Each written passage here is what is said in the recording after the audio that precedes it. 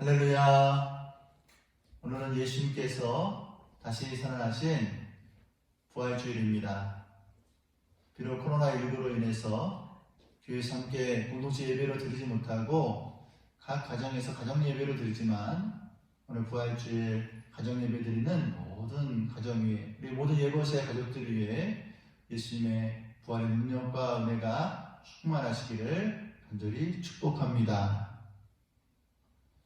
혹시 건망증과 치매의 차이를 아십니까? 만약 비가 오는 날 우산을 어디에 두었는지를 기억이 나지 않는다면 그것은 건망증이랍니다. 그런데 만약에 우산을 손에 들고 있어도 이것이 무엇을 쓰는 건지 기억이 나지 않고 우산을 찾는다면 그것은 치매랍니다. 건망증은 기억이 살아나면 되지만 치매는 기억이 살아나도 소용이 없습니다. 요즘 비가 오다가 개이는 날이면 영감없이 우산을 잃어버릴 때가 있습니다. 그래도 아직 우산이 무엇에 쓰는 물건인지를 안다면 크게 걱정할 필요는 없습니다. 우리의 신앙도 기억이 중요합니다. 신앙은 기억에서 시작되었기 때문입니다. 특히 부활신앙은 잃어버린 기억을 되찾음으로써 시작되었습니다. 오늘 본문 6절 말씀을 다 같이 읽어보겠습니다. 그분은 여기에 계시지 않고 살아나셨다. 갈릴리에 계실 때 너희들에게 하신 말씀을 기억해 보아라. 아멘. 부활절 아침에 무덤을 찾은 여인들에게 들려준 천사의 말입니다. 예수님은 목요일 밤에 체포되어 밤새도록 고문과 신문을 받고 금요일 새벽에 빌라도에게 사형 선고를 받고는 곧바로 십자가에 처형되셨습니다. 금요일 아침 9시에 십자가에 달려서 오후 3시 불과 벌써 시간 만에 숨을 거두셨습니다. 그래서 해가 떨어져 안식일이 시작되기 전에 급하게 장례를 마쳐야 했습니다. 얼마나 경황이 없었을까요? 황급히 도둑장례를 치르고 돌아갔던 여인들은 안식일이 지나 동이 트자마자 다시 무덤을 찾았습니다.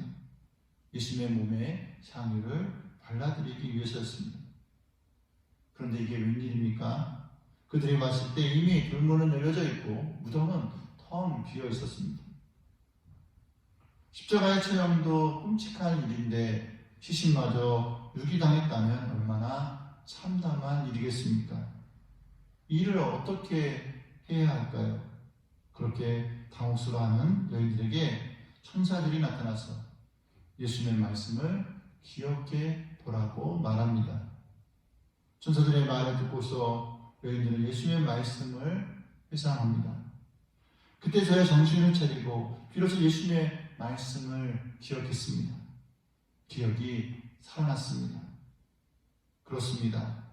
갈릴리에 계실 때 예수님은 당신이 십자가에 달려 죽으실 것을 말씀하셨습니다. 그것도 3번씩이나 거듭 분명하게 강조하지 않으셨습니까? 또 예수님은 인자가 고난받고 죽임당하지만 그러나 사흘 만에 다시 살아나리라고 말씀하셨습니다.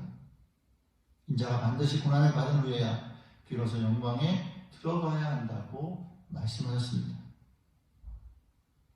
예수님의 길은 처음부터 십자가와 부활의 길이었습니다.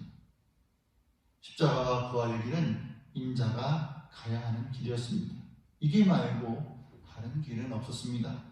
이 길이 하나님의 아들이 가야 할 길이고 사람의 아들이 가야 할 길이었습니다. 이 길이 그리스도가 가야 할 길이요 그리스도인들이 가야 할 길입니다. 십자가와 부활은 세상 사람들에게는 이상한 일이지만 하나님의 사람들에게는 마땅하고 당연한 일입니다. 그것은 씨알의 샘으로 꽃을 피우고 열매를 맺는 생명의 세계에서는 너무도 자연스러운 일입니다. 부활은 십자가의 붉은 꽃자리에 맺힌 향기로운 생명의 열매입니다. 저 부활절 아침에 여인들은 정성껏 준비해간 향유를 예수님의 몸에 발라드릴 수 없었습니다. 예수님의 돌무덤을 잘 꾸며드릴 수도 없었습니다. 그렇지만 여인들은 말씀을 듣고 기억을 되찾았습니다.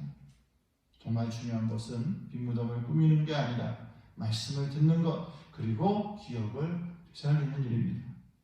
부활의 아침, 예수님의 말씀을 기억하는 예수님의 제자들이 되시기를 주님의 이름으로 축원합니다.